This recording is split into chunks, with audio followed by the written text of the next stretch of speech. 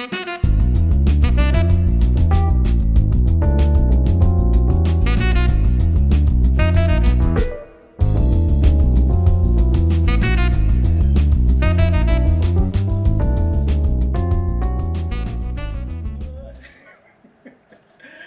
good, sir? How you doing today? I am well, my friend. How are you?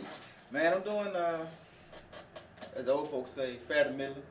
Okay. You ever heard that? No, I haven't, but I'm not an old folk, so I'll nod that to you. Okay, well, I am an old folk.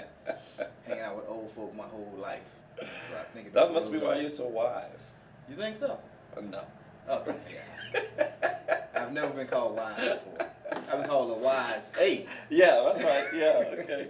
I'm there with you. Me too. Me too. Cool. So what are you grateful for today, man? I am grateful for, this is going to be kind of a weird one, but I'm grateful for my siblings. Siblings. And the reason why is my mom is in Florida, and we're up here in North Carolina, and she's going to have knee surgery. So I'm going to go down for about a week and kind of help her after the surgery with the rehab and all that kind of stuff. Okay. Just basically be her nursemaid. Yeah.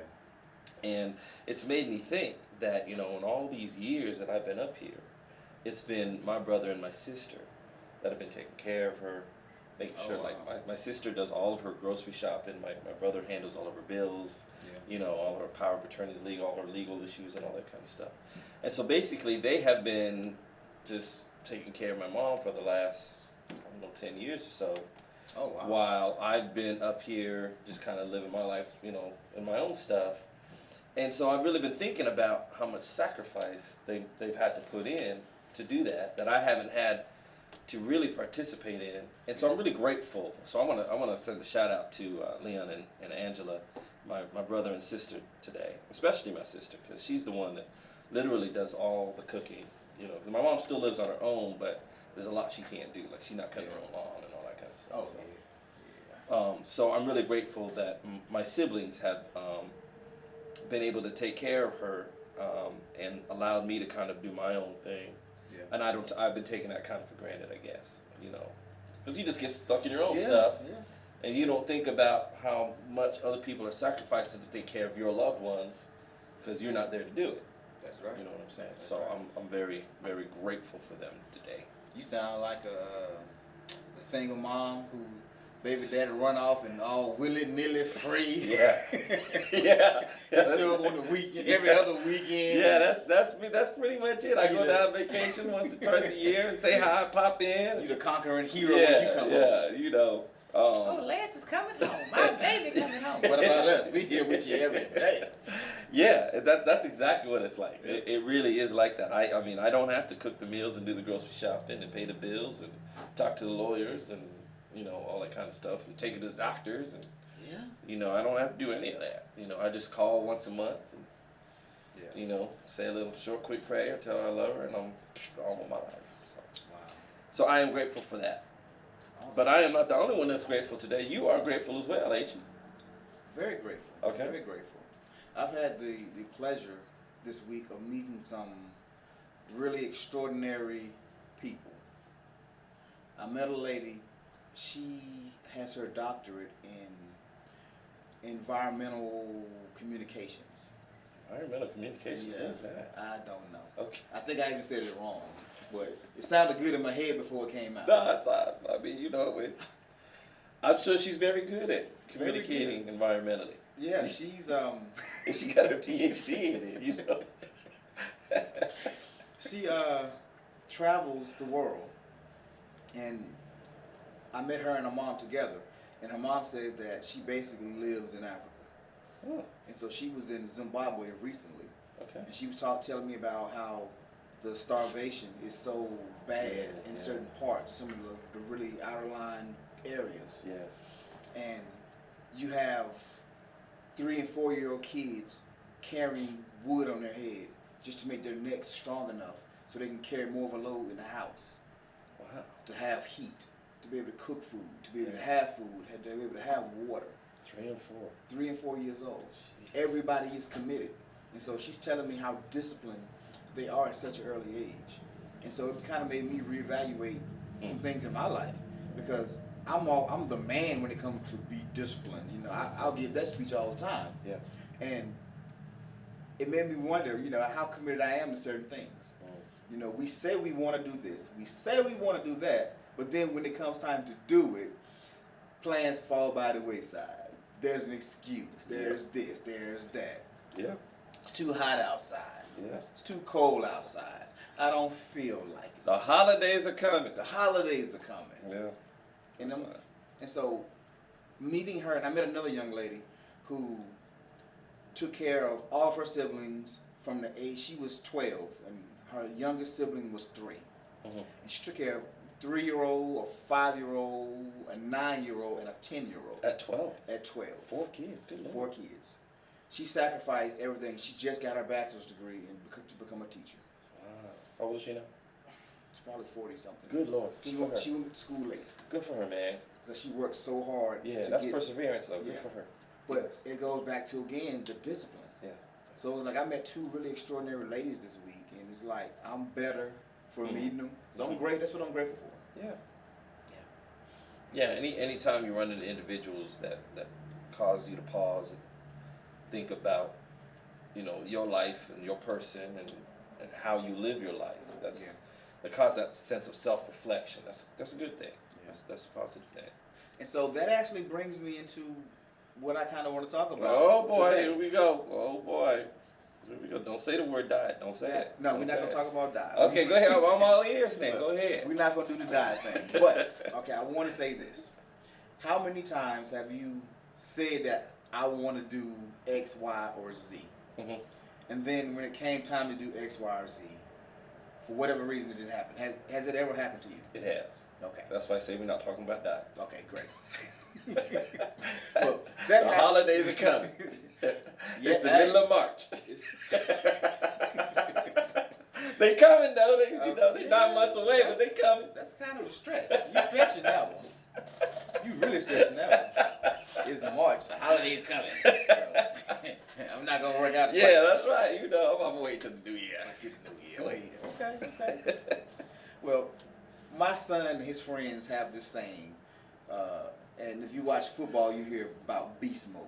Mm-hmm. Beast mode. I mean, I'm about to really go all in. I'm Yeah. about to crush Tear it up. whatever. Yeah, Yeah. I'm about to tear it up, crush whatever I got going on.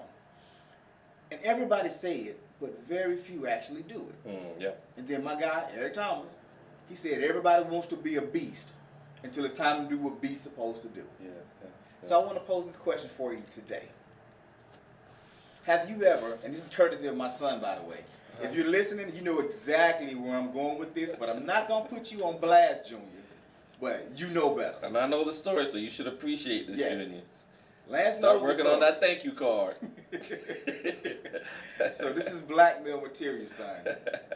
When you ever get too high and mighty, Yeah, we're that's going to right. bring you Yeah, right that's on right. back down. We're going to say Charlie Murphy. Yeah. That's right. Yeah, you better act right, son. When did the You five don't blow up fingers your sink spot. to the face? Mhm. So, thank you for this topic today.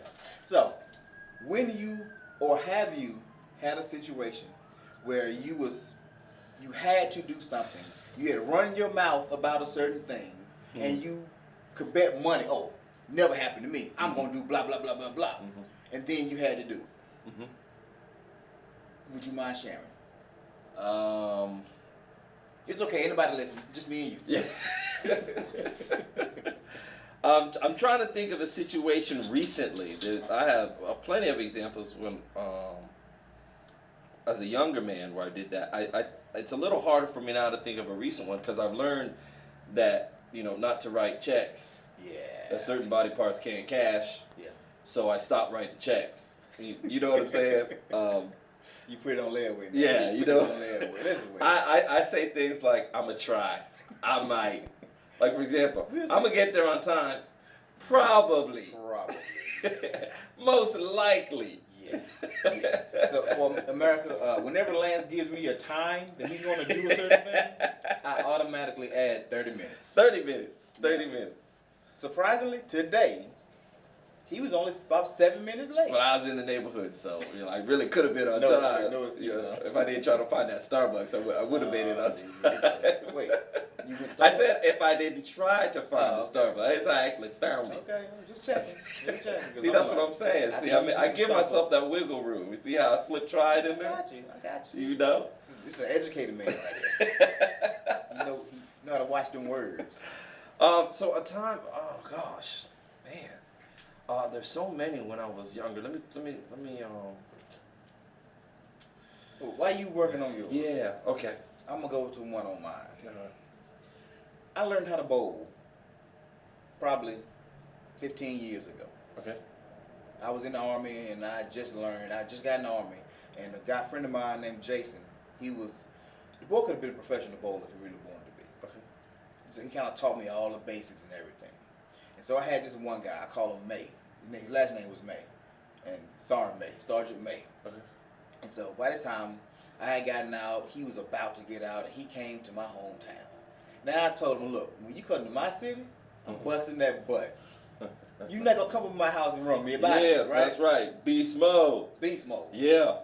Man, all I know is we started out 0-0. That's all I remember. We started out 0-0. But every time I threw the ball down the lanes, I don't know if it was my nerves. I don't know if I had wrote this check. I don't know what it was. But I couldn't act right. You were bankrupt, huh? I mean, the worst, it was little kids bowling with the bumpers that bowled better than me. Yeah, yep. You couldn't cash it. Yeah, That's I don't know. Oh, he let you have it too, didn't he? He to this day. Yeah. He said, "Hey, bro, you know, when I come back to my bowling alley," Yeah. he totally claims it, now. Yeah. And he has a right to. He does. He Because does. You showed gave up. it to him. He showed up and I didn't show up. Mm. So you got your story yet, or do I need to make a point on that? No, make your point. Make your point. You want to roll, bro? I ain't trying to slow it up. Make your Okay. roll. So my question is this: is it a lack of faith in ourselves? Because the old saying is pressure will bust a pipe, right? Mm-hmm. Okay. So what is it chemically that happens, just in your opinion? What is it that happens to us when we are supposed to be doing a certain thing, but I don't know if it's the nerves kick in, it's anxiety, if it's mentally too much, Yeah. but people fail to act when they're supposed to act for a lot of different reasons. Now you're not talking about choking. You're not talking about making the effort and then, not being able to come through like the kicker that's kicked 1,000 balls, but here it is, a Super Bowl, game winning, and he muffs it. We're not talking about. It's one and the same. I think That's it's one and the different. same. I see those as different. Really? I see that as a different situation. Muffing that field goal as opposed to talking all kinds of smack, and then when it's time to go to beast mode, you ain't got nothing to say. You can't do that. Okay, You know what I'm saying? That's different than making an effort and falling short over something that you've practiced and you should know and you should have been able to do with your eyes closed. Yeah. Than just being able to talk all the smack in the world, and then at the end of the day, you ain't got nothing to say. Well, nothing to do. let's examine that for a second. Okay. You got, matter of fact, the Buffalo Bills in the 1990s. The choke Chiefs. Yes. Yes. They went to 4 straight Super Bowls Yes. and lost all of them. The first one Yes. off a kick, and the second one I forget what it was, but the kick. Scott Norwood had kicked 1,000 field goals that year. Yeah. 35, 40-yard line, lined up perfect down the middle. Mhm. He shanks it and it goes wide left. Yeah. What is that? Nerves? I think so. I think that's pressure. Pressure? I think that's when the old folks were talking about that pressure will bust a pipe. Mm-hmm. I think that's pressure. I mean, because you've waited your whole life for this moment. Okay. And you've practiced your whole life for this moment. And you are good at what you do. I mean, no one debates whether Scott Norwood was good at being a field goal kicker. Right? It wasn't like, why didn't they go with someone else? I mean, he was good at what he did. He was the guy. But the weight of it, of just performing in the moment, I think just overwhelmed him. And that could happen with something as large as a Super Bowl kick, or something as small as a test. In your 5th grade spelling bee. That kind of stuff. I know. Quick story about my son. he made the first round, and then he did the second round of the school spelling bee, and then he got to the final round, and he'd won it the year before. Oh, so this would have been him repeating. Yeah. And the word came in, I don't even remember the word, but it was Cat. a word that, yeah, it was something that he obviously could very easily spell. And, you know, he just kind of ran through it and missed the letter. And he was out. So it was like K-A-T. You know, yeah. It was more like CT. I mean, it was, you just skipped the letter. You know, you didn't even put the wrong one in there. A in there, you forgot. Dang. But Josh? No, this was Josiah. Josiah. Yeah, you know, but it was just, yeah, and it was one of those things where we kind of laughed about it at the time. At the time you laughed about it? Well, not like to his face in a hurtful way. Okay. But we didn't want to make it bigger than it was. I mean, it was a 5th grade spelling bee or whatever it was. You know, it's not the Super Bowl. You know. Yeah. But he felt so bad, not because he didn't win, but because he tripped himself up. You know what I'm saying? He let the pressure, let the nerves get to him.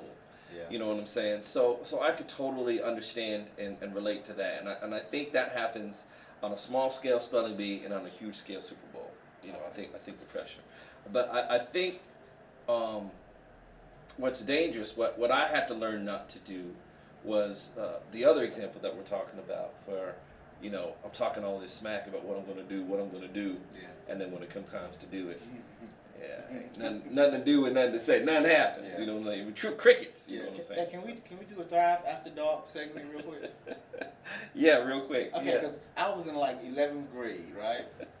And I've been talking smack to this chick. I ain't gonna call her name because she's probably listening right She now. might be.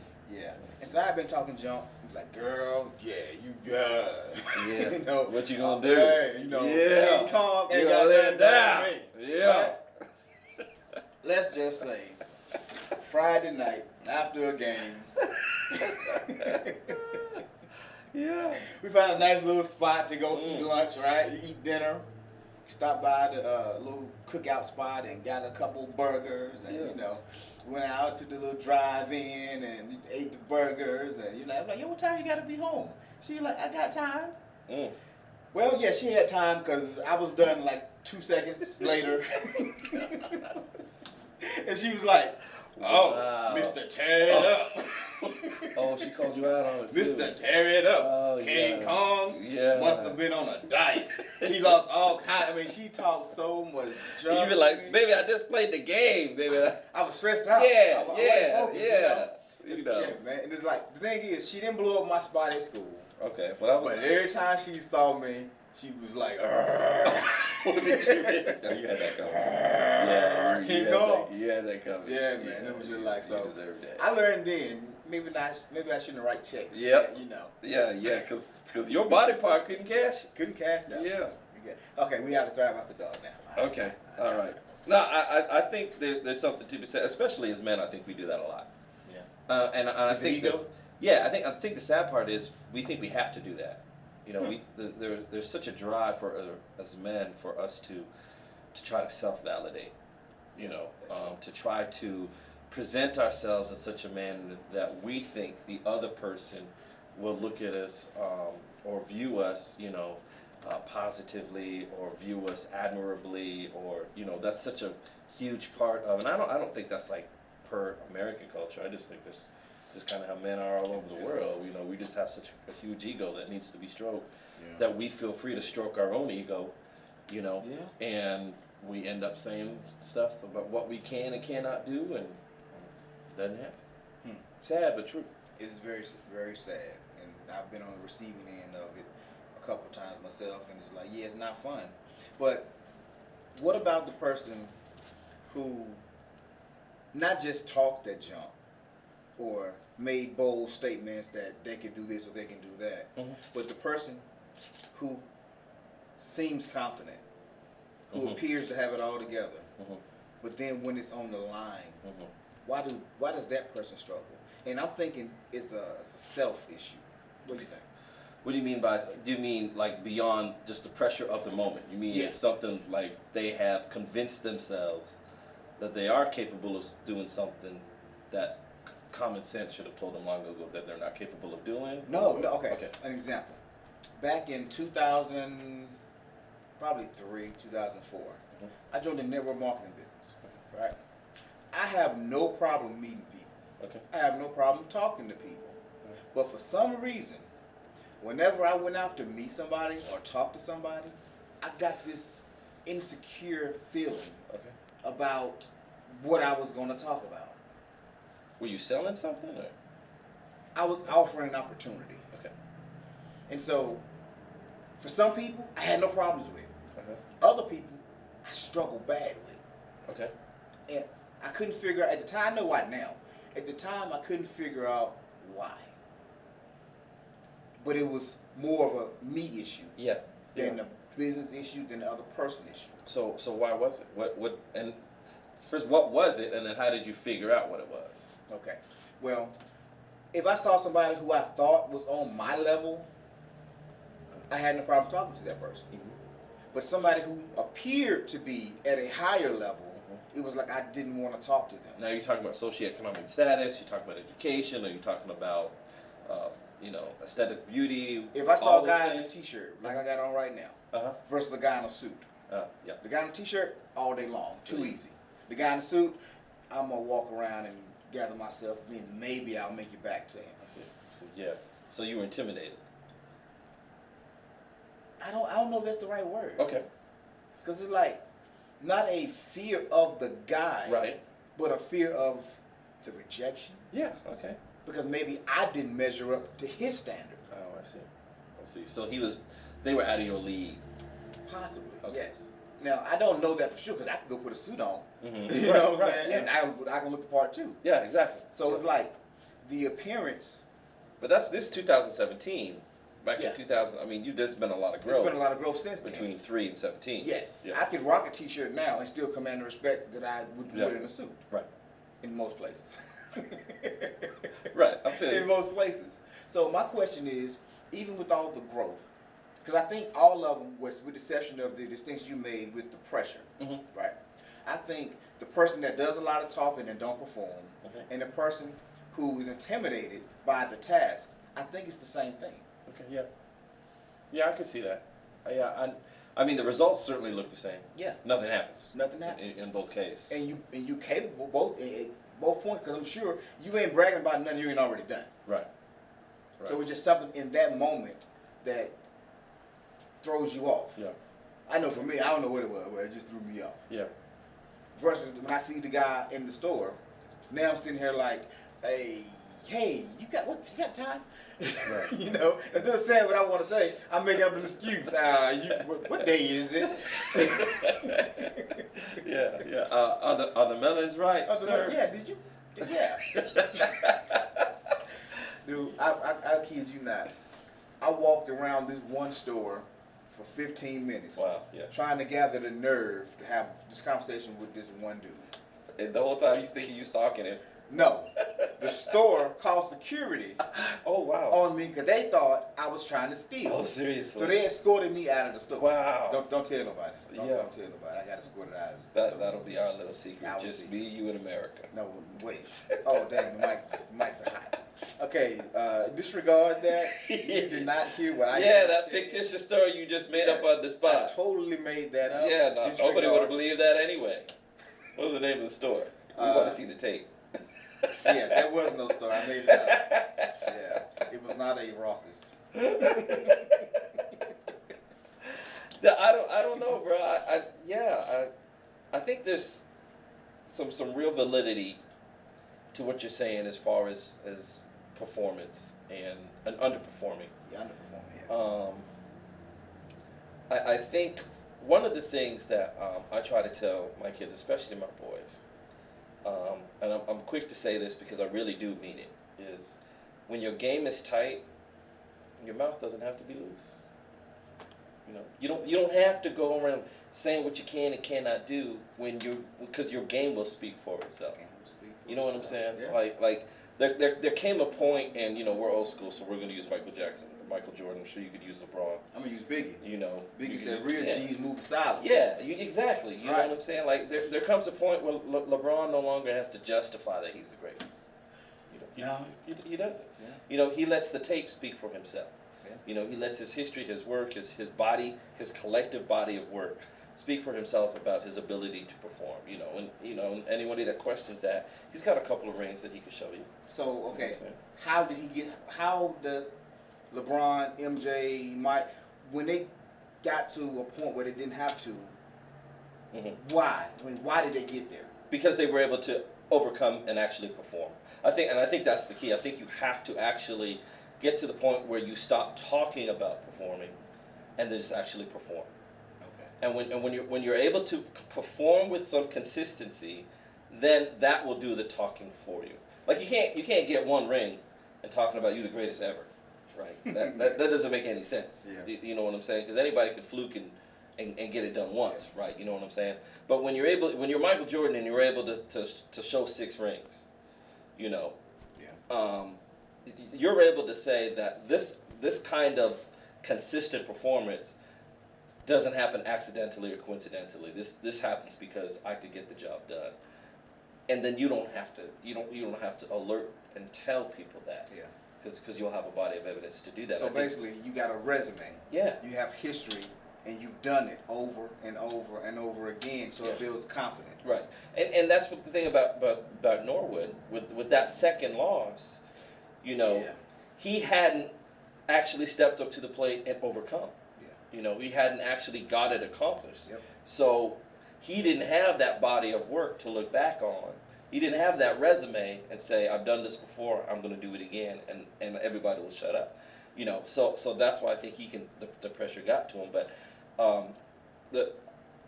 the problem comes in, it's not even so much that you talk, because I think to a degree that's healthy. I think it's healthy to remind others, but specifically yourself, of what you're going to do. Kind of set that bar high. I think that's okay. Yeah. Because I think it's important that you remind yourself that you put yourself out there. Okay. You know, that you kind of obligate yourself to perform. So I don't necessarily think that's wrong in and of itself. I just don't think it's wise to do too much of it before you've actually done it. Before you have the victory. And then you can actually look back. You know what I'm saying? Yeah. So it's a balancing act, you know. Okay. So is it that you should never say anything to anybody ever but what you're gonna do? No, I don't think that's wise as well. But I do think it's wise to consider how much you've done it before you start opening your mouth. And then once you've done it somewhat consistently, I don't think you have to say anything. You know, rich people don't have to walk around telling people that they're rich. No. It's only poor people that are faking it, right? Yep. It's broke cats or cats that are in debt. Yep. That are faking it. They're the ones that are running around showing everybody their Gucci watch. Yep. You know, but rich folks don't need to do that. Nope. You know? And so that's kind of where you read my mind so well. That's kind of where I wanted to go with it. It's because if you think about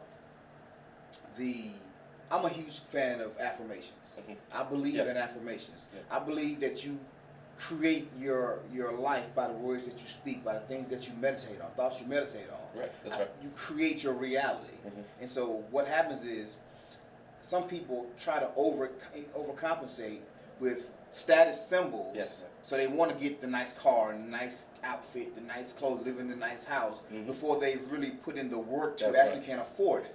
Before they built that resume. Before they build the resume. Mhm. And so you have a lot of people, they're talking all this junk, they're talking all this noise, downing other people, being real braggadocious, Mhm.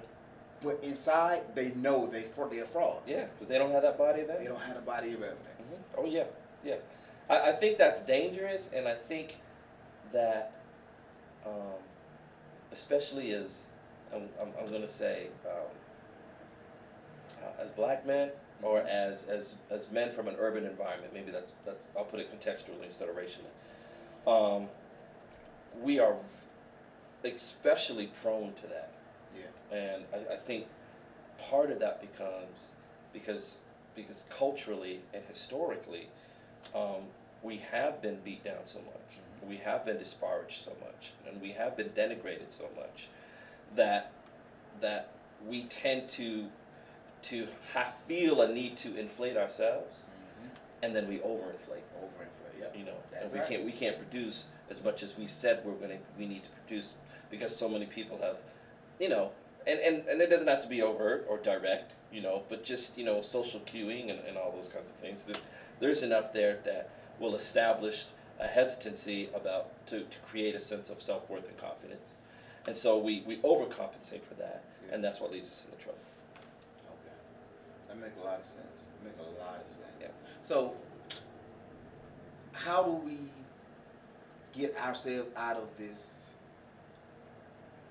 repeating cycle, Yeah. self-fulfilling prophecy, whatever you want to call it? How do we break this chain, this cycle, and get on a path to where we're speaking the words to ourselves, and we're creating the resume, we're creating the history, we're creating the confidence?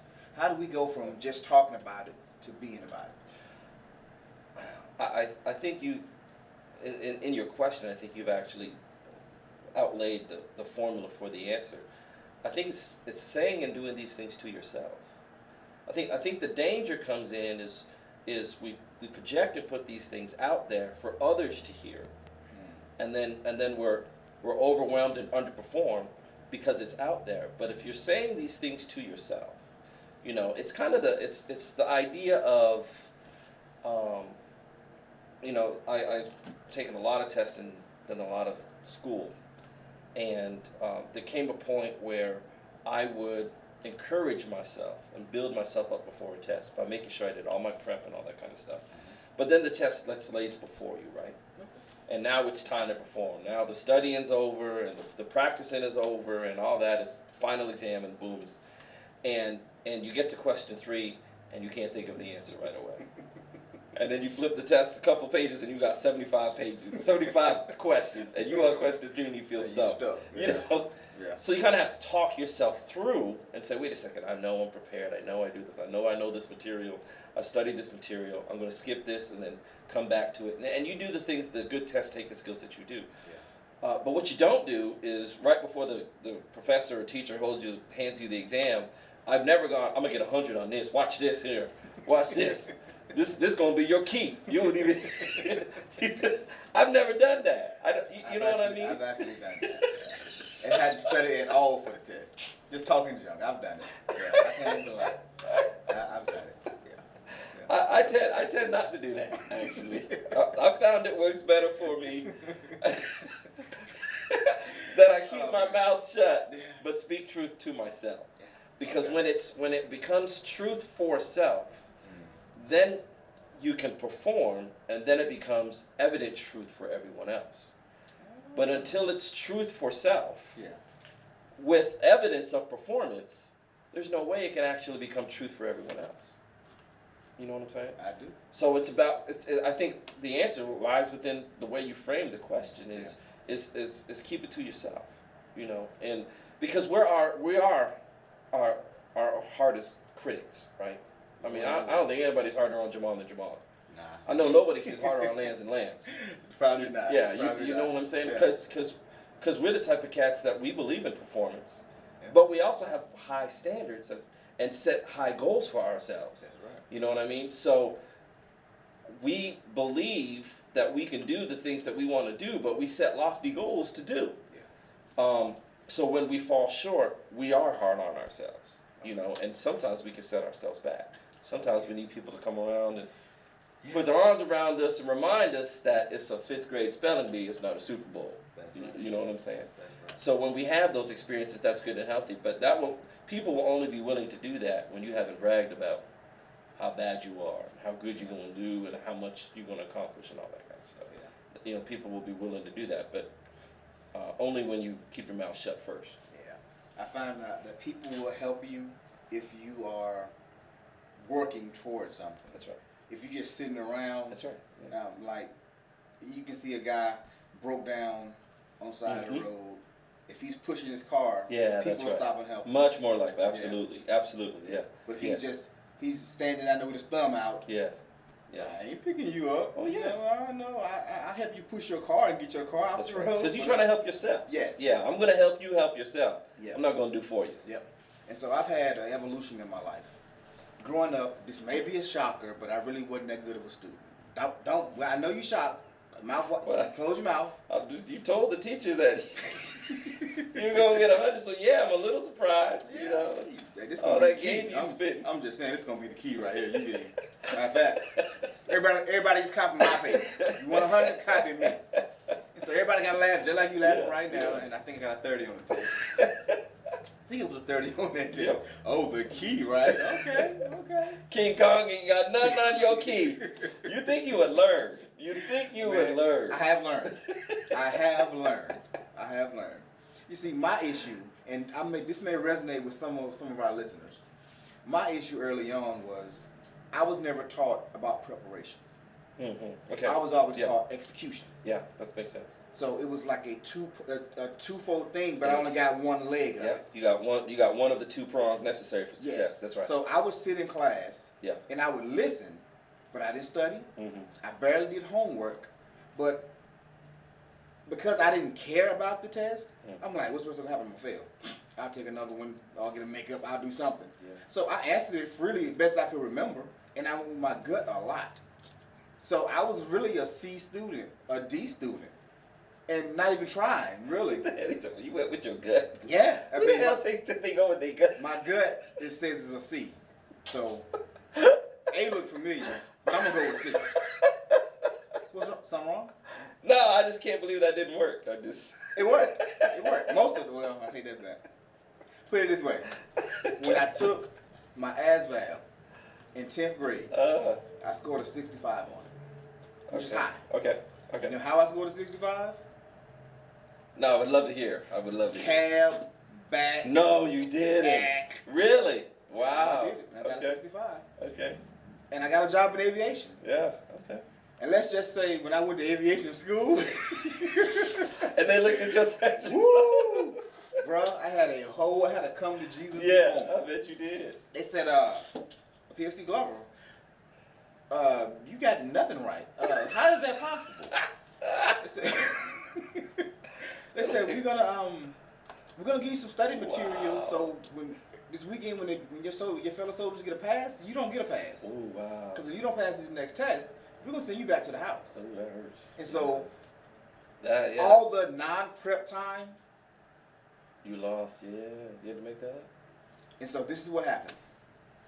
I studied all weekend, and I just, some concepts I could not understand. Okay. So as fate would have it, I didn't have to take that test that week. They moved to the next subject, and they said we'll schedule for the following week. Okay. I got a pass. I came home. My daughter's mom, she was great with math because it was electronics. So she helped me with some of the forms. She showed me a few things, and then on the way back, one of my another guy who failed the test as well. Uh-huh. He said that I'm gonna be here this weekend. I'm studying. I said, well, I gotta go to the house. I'll be back though. Okay. So I'm supposed to help him study. My train gets delayed, so we're sitting in somewhere in South Carolina for like 4 hours. Uh-huh. I gotta be in formation at 4:30 a.m. This is the middle of the night. We get in at 3. He's to drive an hour to get me and drive back. Wow. Let's just say we took the test that morning at 9 o'clock. I passed. Okay. He failed. They sent him to the house. For real. I felt horrible. Yeah. Because I was supposed to bring back knowledge to help him. Yeah. Wow. He was up all his extra time coming to get me. He sacrificed all for me. And it was at that moment that I realized your failures hurt other people, especially when they're connected to you. So I learned to prepare myself better. Yeah. I learned to prep myself better. And not a horrible story, America. He ended up getting a job as a scuba diver, which is what he wanted to do anyway. Oh, okay. So it worked out Right, in this right, situation. right. But I didn't know But it that was at costly. first. Yes. It was costly. I didn't know it. I thought they actually sent him home. They sent him back to his recruiter, and they found another job that he can go into, which was the job that wasn't open when he tried to get it the first time. So a slot came open when he went back. So it worked out. But that's not always the case. Yeah, that's right. That's right. It's not always the case. Mm. So That's that backhand backdoor blessing. yeah. Yeah. So I just want to say something to all the people that's out there, just throwing stuff up against the wall and hoping it stick. Mm-hmm. That's not an effective way to live your life. As if you just want to get by, great. But if you really want to excel, you really want to be a progressive person and dictate the terms of your own life. If you Mhm. want the options and the resources, it's not gonna happen by accident. And at some point, you got to step out on faith. So what are the keys? What do you need to get that done? Well, the first thing, you got to have some kind of belief in yourself. Yeah. And in order to get that belief, Yeah. you got to have a history that you can do it. Yeah. Yeah. You know, And belief in yourself is not just the same as having a desire. no. You can have plenty of desire and no belief in yourself. Exactly. Yeah. Exactly. Exactly. I don't know if you've ever had this experience, but I've had to stand on the line and be accountable for something that I was supposed to have done and didn't do it, right? Mhm. And so now, just like this test, I just took. I didn't do what I was supposed to do before I got there. Mhm. No prep. No prep. I didn't cheat, but I lucked up and got in the job. Yeah. Right. And so last minute, I'm grabbing everybody, pulling Yeah. everybody in to help me Yeah. do something that I should have done years before. Yeah. So I didn't have the confidence in myself when I took it. When I came back, I did because I knew about what was going to be on the test, so I Mhm. knew how to study and what to Mhm. study. Mhm. And so I got familiar enough to, I still barely passed it, but I passed. Right. Right. And when I got to my duty station, I was able to get more in-depth training and on how these components work and all of that other stuff. So I'm hard on my kids now about how they prepare. Doing the small things, Yep. upfront things, the things that's necessary, so you're not. Favor can get you in a door, but it won't keep you there. No, sure won't. What you know keeps you there. Yeah. You can CAB your way into a program. You can CAB all into it. But you can't CAB your way to stay in that program. Amen. Amen. That's what I'm talking about. So the desire, belief in self, which is going to create that confidence, and then the experience, successful experience, being able to do it successfully with some kind of consistency. Yes. You'd say that's a key? I think it is the key. Okay. Having the experience. That's why they said practice make perfect. Right. Practice don't make perfect. It sure You'll don't. never be perfect. No. Practice makes permanent. Yeah, that's good. If you start out slacking and you never gather yourself enough to change it, That's really good. you're gonna always be a slacker. Yeah. You're gonna be an 80-year-old person who can't get out their own way. If every time a tough situation comes up and you run from it, you're gonna be an 80-year-old person still running. In your wheelchair. Yeah, still rolling away.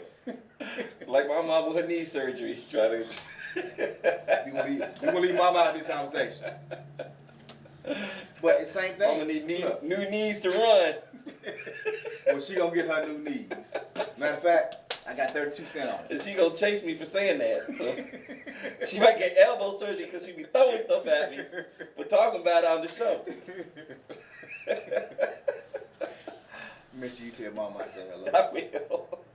And I will. tell her, she brought you in this world. Don't take you out. Yeah, I need you around for a little while. she might try. My smart mouth. I did put an application out for Indeed to get a new co-host though. Oh, you did? After last week's show, I couldn't take it no more. You and Steve just kept double teaming me and just made me feel bad. That was fun for me and Steve though. I can imagine it was. Yeah. I can imagine it was. I did go home and feel bad about that though. I'm sorry, y'all can't see my eyes blinking. I'm just giving him the Kermit the Frog look. Yeah, I felt bad. You felt bad. Yeah, I mean I'd do it again. So did he really feel bad about it? I didn't say I felt very bad. See, remember I always leave a little wiggle room. See, I told you that at the start of the show. I didn't say I feel real bad. I just said, I felt bad. I didn't say for how long I felt bad. It was under 30 seconds. I can guarantee you that. Well, at least I didn't time it, but at least I got 15 seconds. I've had burps that have lasted longer than I felt bad. Okay, change the subject. We're gonna change the subject. So anyway, if you have the habit of excellence, going above and beyond, well, that's the kind of person you're always going to be. Mm-hmm. And side note, you can't flip a switch Yeah, that's true. if if the switch has never been flipped. Yeah. You think you can just turn it on Yeah. when it's necessary? Don't work that way. Yeah, and that's why it's underperformance, That's because why they it's don't have that history, because they think, oh, I'm talking all this smack. I've never actually done it, or haven't done it with consistency, Yeah. or haven't practiced it sufficiently. Yeah. or perfectly. Yep. But when the time comes to show out, I'll be able to just turn it on, and it don't work that way. It don't work that way. Mm. And I mean, and I think about all the athletes that go pro. Mm-hmm.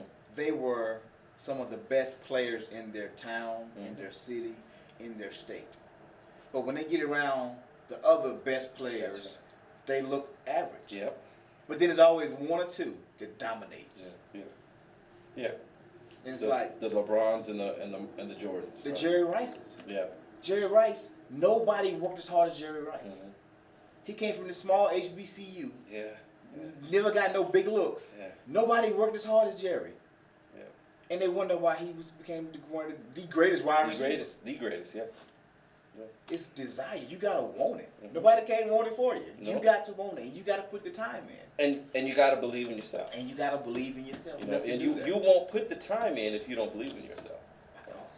You know, I mean that's just facts. You just won't. If you don't really believe Praise that you're the Jesus. best, you're not going to work hard like you're the best.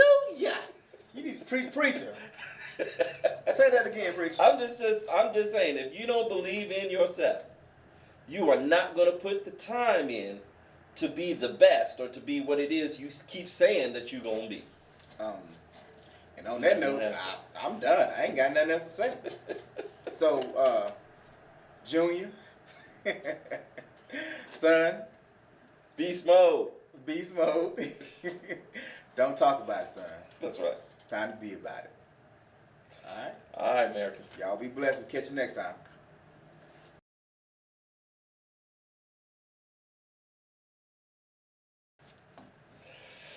Yeah, you like that? Yeah. I was a little nervous in the beginning. I don't know why. We've done this 40 times. 42 times. Yeah, it's 42 times. 43. 42 in the shoot. I like your King Kong story. I don't know. Now in hindsight, why I share that story? I don't know, bro. And I wouldn't have done it, but I love it though. You see, I never shared one, right? Yeah, I know. I let you live. I died so you could live. How about that? Well, thank you, Lord Jesus. Thank you. Greater love hath no man than tell the King Kong story. Tell the King Kong. So his co-host can look good. Yeah. She walked through the hall messing with me. I remember one time I was in class, and I'm sitting right, all I heard was, I just put my head down, and I kind of looked out the door, and she was like this.